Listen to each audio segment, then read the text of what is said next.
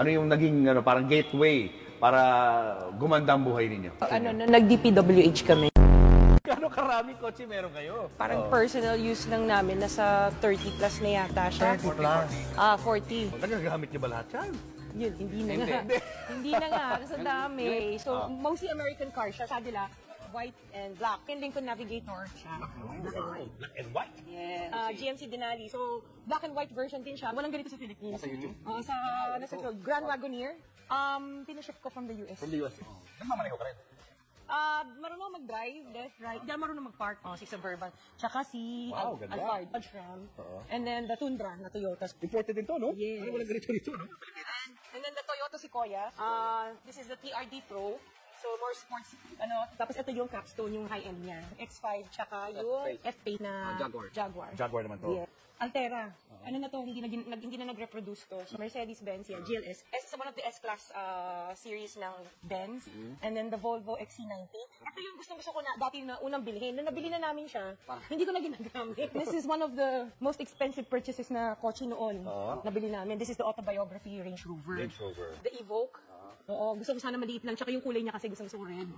And then, Defender. Nakita ko to sa Dubai. Nakita ko sa magazine. Sabi ko, gusto ko ng ganito. And then we have yung LM, yung Lexus. The higher end of yes, the higher end of the Alphard. And of course, yung LC2. Yeah. And then sabi ko, gusto ko ng Artista van. Yung Savannah. Nagpahanap talaga ako yung Artista van. So, GMC siya. Unang bili namin ng white na Cadillac, dumating tong Ford Bronco. Binalik to. So, this is one of the first editions of the Ford Bronco. So, yung Benz GLE. Tapos ito yung X7. Nung lumabas siya, bumili kami kaagad. Tapos we have yung Sprinter. Isang Artista van din siya. Showbiz to showbiz. Artista van naman. Ito naman, the Gladiator. This is my son's car birthday gift namin sa kanya to.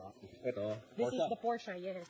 Sabi namin, gusto namin makakaano ng medyo parang sporty, pero hindi namin nagagamit. And then we have the Maserati. Yes. So nung lumabas siya, bumili kami ng Maserati, itong model na to. Hindi rin siya nagagamit. G63. Matte finish siya. So very rare yung ganitong kulay. Benz na Avantgarde. Ito yung Bentley. Ito ang binili ko to kasi kaya nagustuhan ko to. May wine glasses. Pero hindi naman namin nagagamit. So ito. And then we have the Maybach. Mercedes-Benz Maybach. Yung SUV version ng kinuha namin. Ito color niya? Yung latest. Your favorite? Yes, our favorite is the Rolls. Rolls Royce? Yes, the Rolls Royce. This is the Cullinan. And kaya ako ito binili. Sa loob. So kaya mo ito kinuha dahil? Kasi ito may payong. Natutuwa ako sa payong. Ano yung naging parang gateway para gumanda ang buhay ninyo? Nag-DPWH kami. Siyam pala na kumpanya ng mga diskayang nakasungkit umano ng bilyones na kontrata para sa flood control project. Sa pagsusuri ng Billionaire News Channel, aabot sa halos 31.6 billion pesos o mahigit 6% ang flood control projects na posibleng hawak ng pamilyang Diskaya sa buong bansa.